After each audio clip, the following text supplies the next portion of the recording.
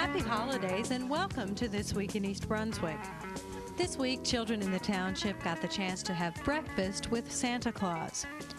Other kids in the area are benefiting from the Books to Keep program co-sponsored by the library.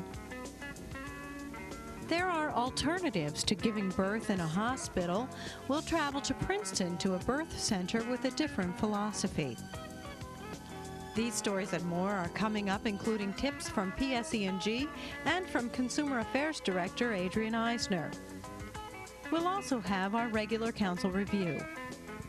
But first, here's a look at upcoming programming on Channel 8. Next Monday and Tuesday, the East Brunswick Public Library is closed due to the Christmas holiday. There won't be a cablecast on Channel 8 on those 2 days. On Wednesday evening, join Lenore Kulik for a total tone-up on Look Great, Feel Great at 7 o'clock. At 7:30, Dolly Basta shares all of her favorites from 1990 on For Art's Sake. The Arts, a program produced by the Middlesex County Cultural and Heritage Commission, follows at 8 o'clock with a look at the current Lau House exhibit. Thursday, tune into Channel 8 for This Week in East Brunswick at 7 and 8. And at 7:30, Patty Sullivan introduces 3 physicians to a live audience on aging aspects. The doctors answer specific medical questions that pertain to senior citizens. If you've missed any of the week's programs, tune in Saturday morning to Channel 8 for recasts of the week's shows. Check the Channel 8 Community Bulletin Board for program times and community announcements. I'm Vernon Blanchard, currently president of the East Brunswick Kiwanis Club. This is one of our fundraisers we have during the year, the other being our antique car show in the fall.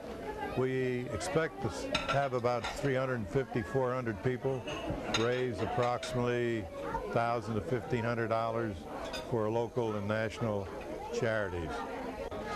Any food that's left will be donated to local charities, and the balloons that are not handed out today will go to the local hospitals, to the children's ward there. We'd like to thank everybody for their attendance and hope to see you all again next year. Have a happy holiday. And what's your name? Jessica. Justin. Have you guys been good kids all year long? Yeah. I want to look at Mommy. Yeah, look at Mommy. And you're going to be good next year? Why don't you all tell me what you want for Christmas? How about you, Justin? I want the fire engine. Oh, that's good. How about you? A doll? Yeah. A new doll. What would you like for Christmas, honey? And how about you? I have a computer and 11 inch. Oh, that's good. Now, everybody wave at the camera and say hi. Hi. Merry Christmas. Merry Christmas. And everybody gets a balloon. Hello. Okay. Weren't you here before? I thought so. And you're just coming now? No, I was here before. Oh, you were here before, both of you? Yeah. Did you have your breakfast? Yeah. Was it good? Yeah. Oh, I thought it was good too. I ate earlier. While you guys were sleeping, I had my breakfast. I didn't know that. Oh, yeah. Hi, how are you? Good. What's your name? Brian. Brian, and who is this? Jessica. Hi, Jessica. You want to sit over here? Oh, good. And how about if you sit right here, Brian? Have you guys been good all year long? Yeah. Oh, I think you have. And you're going to be good next year? Yeah. Can I trust you on that? Yeah. That's good. Tell Santa what you'd like for Christmas. Here's a turtle figure. Okay, and how about you? Oh, more Barbie. They're good gifts. Look at the camera, and we're going to say 1, 2, 3, hi. Hi.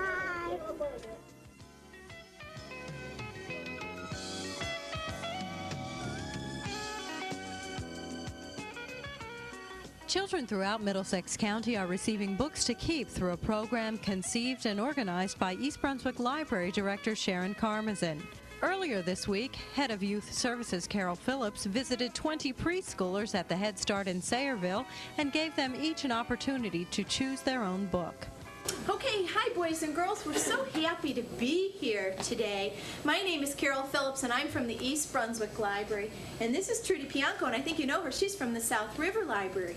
And we are here for the Books to Keep program. And this is a project of the Libraries of Middlesex, whereby we're going to give you a very special gift. Does anybody know what the gift that we have for you is? Do you have an idea yet? Well, the program is called Books for Keeps. What do you think, or Books to Keep, what do you think the gift might be that we have to give to you? Can you guess from the words? Books. Books. You're right. The gift that we have for you is a book. That's right. Now, who's coming next week, though? Me. Who's coming to your house next week? Santa. There's a special holiday, that's right. Santa Claus is coming next week. So we thought we'd get to you before Santa Claus did, and that we'd bring you a book as a present. Oh, good, you're so lucky. I hope he comes to all of our houses. But first, before we have our present to give you, I'm going to do a show for you. And the name of this story is Morris's Disappearing Bag. And you'll see from the tree that it's a Christmas story. And I think you'll like it. And the story goes like this.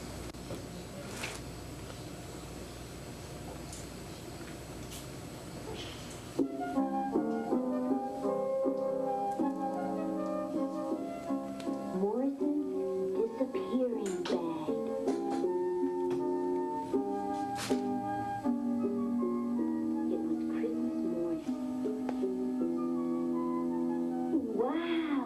Morris. Morris's brother Victor got a hockey outfit.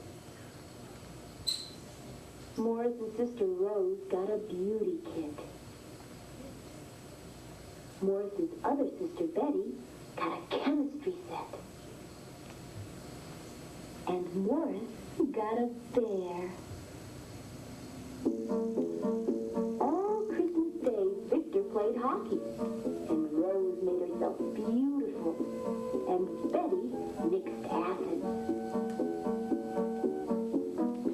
And then Betty made herself beautiful. And Victor sorted test tubes. And Rose played left wing. Children had very little difficulty choosing whether it was Where the Wild Things Are or Harold and the Purple Crayon. Thousands of books have been collected for the Books to Keep program. This is the last week for the project. However, for information on how to help next year, contact the library at 390-6761.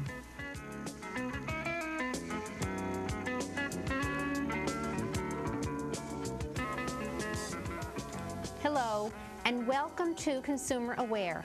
I'm Adrienne Eisner, Director of the East Brunswick Consumer Affairs Office. During the hectic holiday season, shoppers may take advantage of buying products by telephone. While most telemarketing calls are made by legitimate businesses offering legitimate products or services, consumers should be aware that telephone fraud is a billion-dollar business that involves selling everything from bad or non-existent investments to the peddling of misrepresented products and services. Everyone who has a telephone is a prospective victim. Whether you become a victim is largely up to you. Consumers should question the legitimacy of a telephone sales call whenever high-pressure sales tactics are used, or an immediate decision is insisted upon, or if the offer sounds too good to be true. When there is a request for your credit card number for any purpose other than to make a purchase. Where a statement is made that something is free, followed by a requirement that you purchase something. When the investment is presented as one that is without risk, or there is an unwillingness to provide written information or references that you can contact. Victims of telephone fraud seldom get their money back, or at the very best, no more than a few cents on the dollar. To protect yourself, follow these precautions. Don't allow yourself to be pushed into a hurried decision. Always request written information about the product, service, investment, or charity. If an investment is involved, request information so that you can give it to your accountant, financial advisor, or attorney for evaluation. And don't provide personal financial information over the telephone. If you are simply not interested, or you begin to feel that you are being subjected to high-pressure sales tactics, simply end the conversation and hang up. If you have any further questions about telemarketing or any other concerns during this holiday season about shopping, please contact us at the East Brunswick Consumer Affairs Office. The telephone number is 390-6954. We're in the office Monday through Friday from 9 o'clock until 5 p.m. Thank you for joining me on Consumer Aware. See you again next time. Hi, my name's Carol Thomas, and I'm Executive Director for the local Community Action Agency here in Middlesex County, MCEOC. We represent the local contact for PSEG Seal Up and Save program. The program is offered to income households that are income eligible throughout the county, and here in East Brunswick, the household income for a family of two is approximately $12,000. We have a special arrangement with the Office on Aging for those seniors who are income eligible. Hi, I'm Patty Sullivan, and I'm the Outreach Coordinator and the representative for the Department on Aging in East Brunswick. If there are any seniors that are interested in the PSEG Seal and Save program, you can contact me at 390-6809, and I will help you process the paperwork. Thank you. And now for this week's energy tip. Hi, my name is Sean Dix. I'm an installer for REAP Incorporated. Another area of the home that needs to be caulked is the foundation sill. That is the area between the cinder block and the wood of the home, where they meet. What we're going to do is just lay a bead of caulk in this area, and this will stop any air from flowing into the home and making the house a little bit more uncomfortable than usual.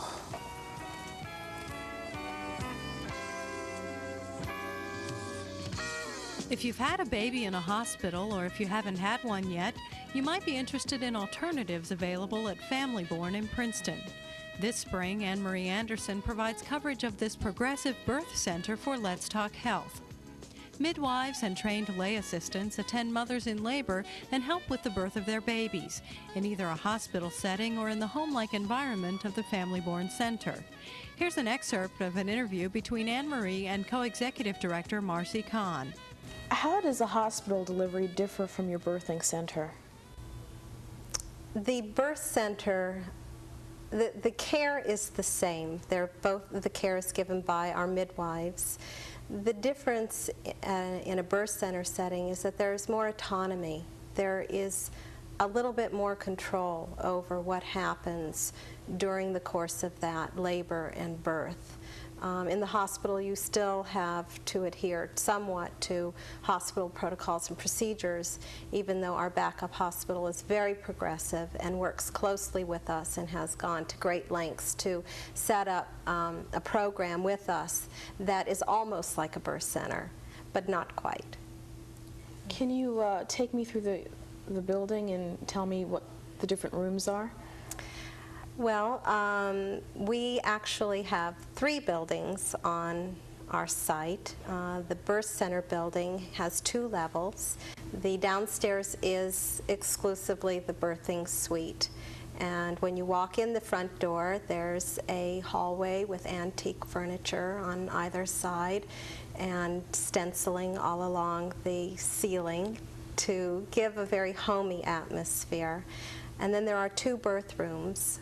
One of them is decorated with blue tones and has an antique bed and a rocking chair, antique bureau where all of the medications are kept.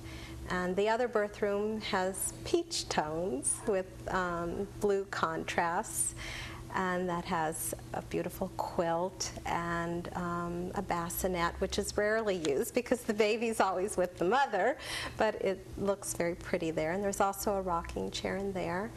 And off of each of the birth rooms is a bathroom. One of them has a jacuzzi in it for the woman to use during her labor.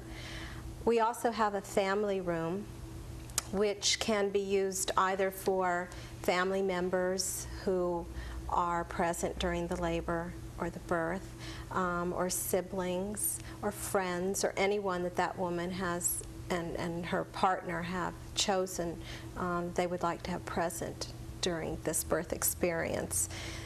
It can also be used as a birth room or a postpartum recovery room.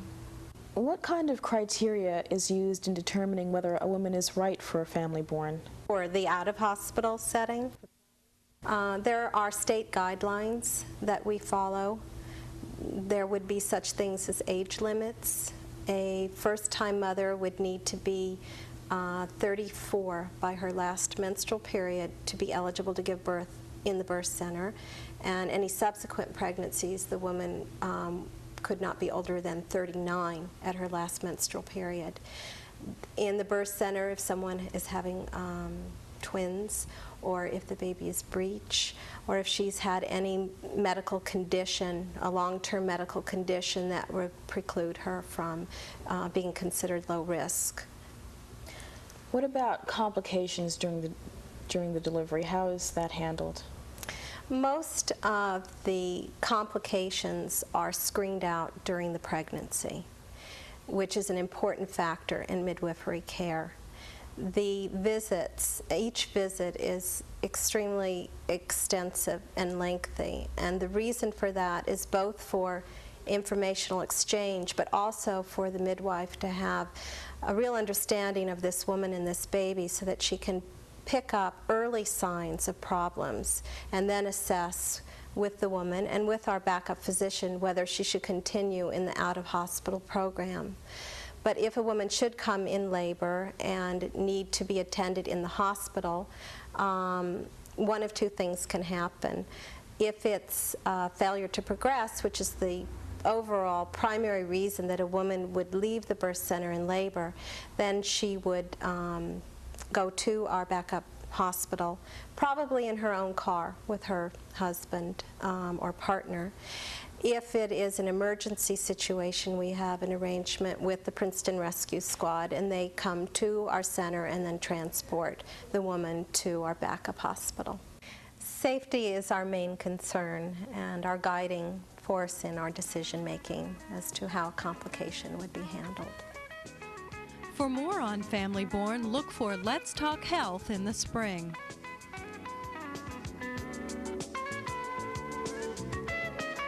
At Monday night's council agenda meeting, the council discussed priorities in health insurance for the township's employees, the mayor's scholarship program, and a resolution authorizing an application for a Clean Communities grant.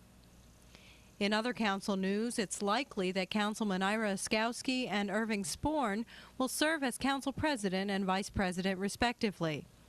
The decision won't become final until the council votes at their annual reorganization meeting on January 1st, 1991. Oskowski, the youngest councilman at 29 and currently the council vice president, mentioned that other council members have indicated their support, but that anything can happen in the next 2 weeks. The reorganization meeting will be shown live on Channel 8 January 1st at 1 o'clock. At that time, re-elected Councilman Joe Hudak will be sworn in, as well as newly elected Councilmen David Zarnowski and Thomas Clark. In other township news, the Planning Board granted final approval for the second-story expansion of the Brunswick Square Mall.